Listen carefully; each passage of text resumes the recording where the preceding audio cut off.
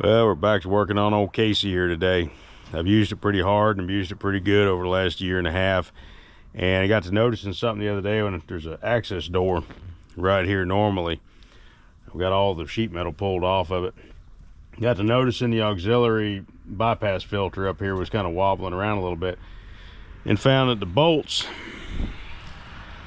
right here and back in there were loose and allowing this thing to flop back and forth.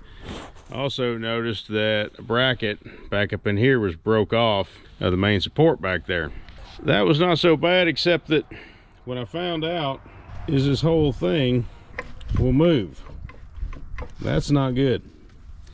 Where that comes from is down here on this pedestal plate that the valve body bolts to. What I found was all four of the brackets that hold this together were broke off down here. So the whole thing has been allowed to shift forward and set down. All these hydraulic lines, pilot lines, run through there. So this is not going to be fun. And with the bolts running up through these little tubes, I would love to be able to pull the thing off and weld it on the bench. But with all these hydraulic lines in here, I don't really know how I'm going to figure this out. But I'm going to do the best I can, being that these large bars down here will detach. This front one's going to be pretty simple. Pick it up, move it forward, buzz it back in place. The back one's the one that's going to be the fun part. This will be interesting. Okay, after a lot of monkeying around, here's what I figured out. But it bolts into the bottom of the valve body with 4 bolts running up through the bottom.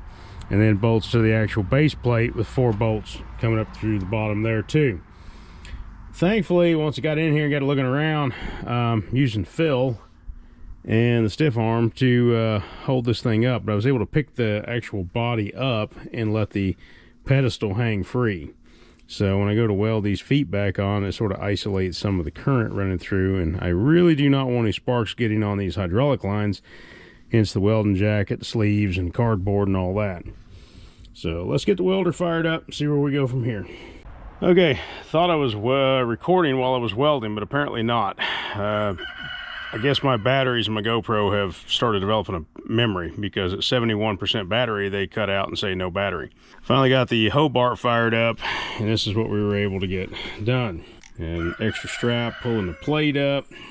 We got the little pedestals welded back on down here at the bottom. And best I can tell, I didn't have any casualties when it comes to, yeah, it's all cool to the touch now, due to the hot metal or sparks or anything like that going into the hydraulic lines and such. So, yep. Both feet are now welded back on to the bracket back here as well. And while I was in here, I found another crack, which was up here on this, the upper portion of that pedestal. So it looks a little bit like a booger weld, but trying to get up in this little hole and control everything and heat and hydraulics and all, it was a little bit rough. So okay, we're gonna call that a win for now.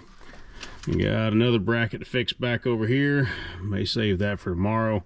We'll let this thing down and hopefully be able to get our bolts back into the holes here through the base plate down here. And more cantankerous would be the holes up in here going up into the unit itself. So being that thing weighs probably 150 pounds, it's going to be a little fun. It's been a couple of days and I got rain and a few other things that held me back on this project, but before I closed it all up, I wanted to kind of show you guys where we ended up at. As you can see, the mounts, it's a decent weld. I can't really get in there to grind it down and make it look all pretty, but we got the mounts put back in and far enough back up in the very back as well. When I was in here, I found 2 other things that were loose. The fuel filter pedestal over here, the 2 bolts down below were loose. Loctited all them in. Loctited these guys in place down here, and the pedestal were mounts to, or the valve body to the pedestal. Ugh, can't talk today.